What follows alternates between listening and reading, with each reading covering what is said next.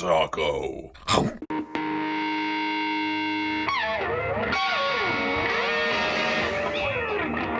Okay people, welcome back to another Fwoosh review. Today let's take a look at the Hasbro San Diego Comic-Con exclusive Marvel Legends Marvel 80...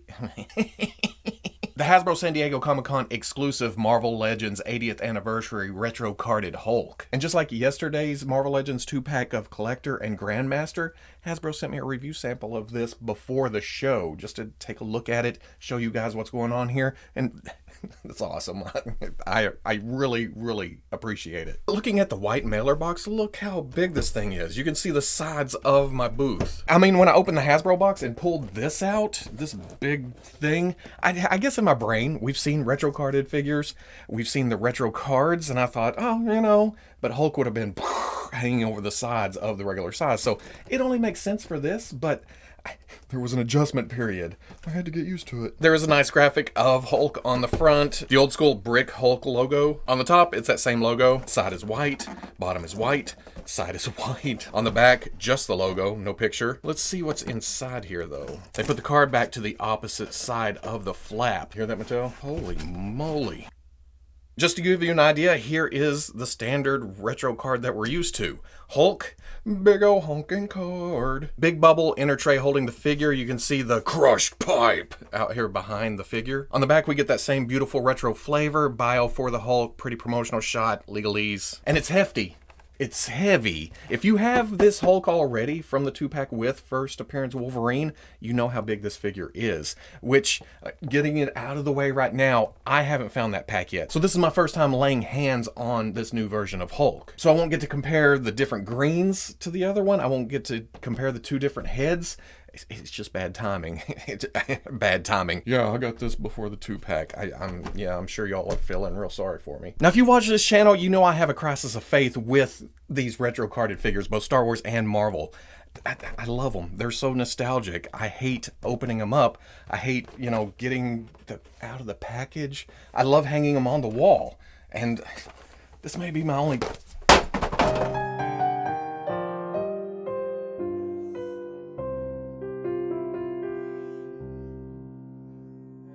Don't get mad, I did that on purpose. I was gonna open it anyway. It looks like the bubble is sandwiched between the cardboards.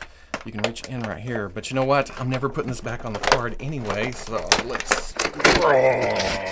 There's the hero of the set right there. And there he is all out of the package. Some ups, some downs, but I'm fairly happy with this new Hulk. If you bring him around and just put him in a vanilla pose like he's waiting in line at high school or something, the figure does look a little bit boring. Let's bring the arms around too. It's kind of blocky. It's like a torso with some arms and legs shoved onto it, the head up there. You know, basic human anatomy. And when I first started seeing initial pictures of it, I thought, man, this is a boring ass figure. But you just kick it a little bit, you kick his arm back, you put a bend on it, you come around and then put some bend to the legs. It turns into a dynamic figure quick. And the sculpt on it is fantastic. We've gotten lots of Hulks, we've gotten lots of plastic muscles in the past, but this one, it achieves the proper thickness, I feel, wide. We've gotten a lot of buff, but this one goes way wider, and I'm completely happy with it. The purple pants, they look great. There's a nice texture to them. The proper wrinklage, it looks, you know, like pants. They're torn down here to make room for his massive legs. Look at the feet. Yeah. And the toenails are painted. I like that they differentiate from the rest of the foot, besides, you know, sculpt-wise. The arms, thick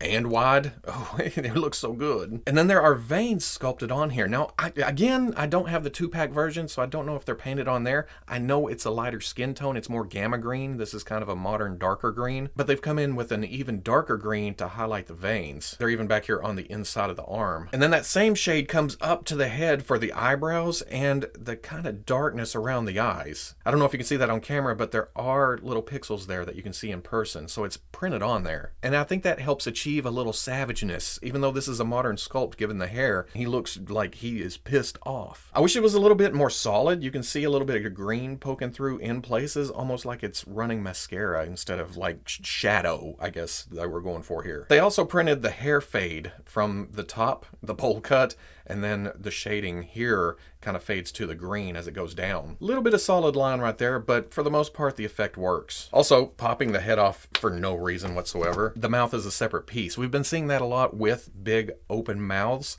I guess it's to get a better paint job on the teeth or better sculpt, something. Now that I say that out loud, it makes sense. It's a deep, deep crevice. It'd be harder to get out of the mold if this was all one piece. Looking at the body itself, the torso, the paint job on it, well, the plastic, we're seeing what we see with quite a few figures lately, and that's a difference in sheens between body parts. The upper torso is matte, while the bottom is a little bit shinier. Same with the plastic here. And that, in pictures, makes it look like different shades of green. I think it's the same shades of green, it's just how the light dances off the plastic. Boy, that got weird quick. But down on the purple pants, there's a lighter shade of purple they came in with just to, you know, make it a little bit more worn. And then almost a shade of white around the ribs to make that even more distressed. Now, I'm already calling this my favorite Hulk so far, but there is some weird articulation choices here. Up at the head, it gets down. His chin touches his chest. That's as far as you can get. But when you're looking up, I wish it went up a little bit more, because when you crunch down, it can't look forward. And that's because there is a dumbbell joint at the top there. There's a ball going up into the head. There's a ball going down into the body. I may come back and kind of cut a trench right here, see if I can get any more upward movement out of it. And then to add to the retro factor, there's a swivel at the bicep, and then there's a swivel below the bicep. So if you're not paying attention, you can almost get that backwards. Well, you really can't because of that jut down to cover up the back of the elbow. You manipulate it a little bit more than usual. Although when you have them in neutral stance, you can bring the bicep in and it fills out a little bit better. I like the torso. I wish it turned here though, because it also turns at the waist, and that's a really big break. I know it's kind of impossible because of the shape, with it being wider side, and then forward to back it's more narrow. And then to continue griping, I guess, I wish the ankles went forward just a little bit more, give them more of a running stance. Or since these are huge ass tootsies, some articulation in the toes. I'm not asking for that in all action figures. I don't care for it most of the time. But here, it would add to the overall figure. And then the big issue of the butterfly joints in the shoulders. In some pictures, you can't even tell he has it because I guess Hasbro doesn't want to break up the front of the torso. They didn't want to bring it in to here. But in the back, they were like, who cares? Let's make it go all the way. So I appreciate that movement, and in fact, it makes for a very nice punching stance. But I'd also like to get them crunched down, arm hanging down in front of them. And then one last thing, at least on mine, this isn't really a gripe. In fact, I feel like it kind of adds to the figure. The eyes are looking slightly to his right. I'm happy that they're looking in the same direction. I'd be happier if they were looking forward so I could get down for that mad, but even that, oh yeah, that works. I'm okay with that. And now to go over articulation, you know, to pretty much show you everything I just showed you. Down, forward, actually some tilt, my favorite articulation point, I guess. Swivel, arm hinges up to about right there, swivels around. Butterfly shoulder goes all the way back. Swivel at the bicep, swivel at the elbow. Hinge comes forward, not quite 90. Hinge, swivel. Ball joint in the torso goes forward very, very nicely. Arcs back. Not bad tilt for a character this wide. A little bit of swivel there, but most of the swivel is at the waist. Ball coming out to the hip, comes up. And because of the size of his crotch, hey, it's the Hulk. Give him a break. The leg, as it comes up, does kind of go outward. Back, not so much. Damn nice out, though. Swivel at the thigh. Double knee, I expected it not to go as far. It goes past 90. That's about it. He's too thick. Hinge at the ankle goes back, forward, and then forward facing pin for rocker. And then he also comes with crushed pipe. It's a hollow piece of plastic. You can see down in there where the sewage or the water or other things that people need flowed through this hero of this set. It's crushed on this side where Hulk has gripped it and he's smashed it, and this is showing his true power. You can't just grab a pipe and do this. Only the Hulk can, and Thor, and Thing, and Colossus, and a plethora of other heroes with superhuman strength. But this is Hulk's pipe. Crushed pipe. The Hulk's hand is very, very soft. You can move his fingers around and get the pipe in there. Totally works. Or if you want to crush it below his massive foot, that works too. Hulk hate pipe. Hulk stands at 8.5 inches tall, and for giggles, shoulder to shoulder is about 5 inches. Are you ready for some comparisons? Buckle up, Buttercup. Here he is with the Toy Biz War Hulk and the Toy Biz Face Off Hulk. Before this, not counting imports, this was my favorite Hulk. But man, now looking at it side by side, look at the size of these feet. Here he is with the Marvel Legends Build-A-Figure Ragnarok Hulk and Endgame Hulk. Here's the Marvel Legends Build-A-Figure Hulkbuster and the Marvel Select Avengers Hulk. Marvel Legends Gray Hulk and Marvel Legends Legends Red Hulk. I don't remember what I used his toes for. Marvel Legends Build-A-Figure Juggernaut without the belt, Marvel Select head, and then the Marvel Legends Blastar. SH Figure Arts Hulk, Figma Hulk. Marvel Legends Walgreens exclusive Fantastic Four thing, and then the older Hasbro Fantastic Four thing. The Marvel Legends Thanos and the Marvel Select Thanos. The Marvel Select Modern Thor, one of my favorite figures, and then the Marvel Legends Hercules. Marvel Legends Comic Captain America. I wish I had the 80th version, but I haven't found any of those. And then the Marvel Legends Endgame Captain America. For Iron Man, again, I wish I had the 80th anniversary, but here is the Mezco 1/12 Collective Iron Man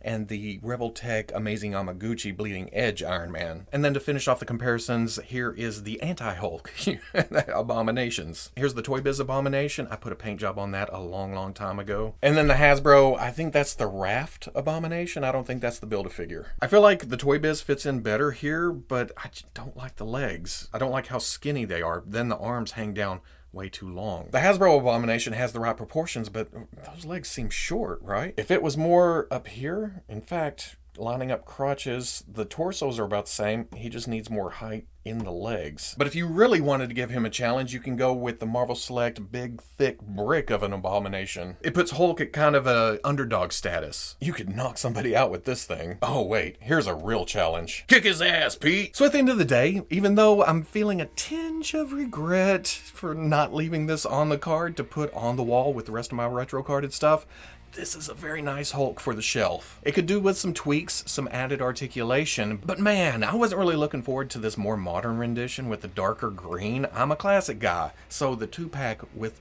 the lighter green, the gamma green, the more classic head, the 2 fists, that's more up my alley. But now that I have this will go on a modern shelf with more, you know, of course with a modern shelf you're going to put modern characters on there, so what do you... But now I truly believe that I have room for both of these in my collection. I'm going to be honest, before Hasbro sent me this, I was kind of planning on skipping it. Hasbro's killing me. Good Lord. So I guess it comes down to you, to your collecting preference, to your era preference. You like a classic Hulk? Grab the 2-pack. You want a modern Hulk? F5 the hell out of the site to try to get this. Or if you're in San Diego, grab it. If you don't care about the retro card, you don't have to worry about this. It's kind of a toss-up. I can see how people can get mad with them making the modern version of this an exclusive, or the retro card an exclusive, but I don't know. At this point, it's just kind of, well, I guess we'll play the cards we're dealt. So if you like the review, comment, like, subscribe. I'll catch you on the Fwoosh.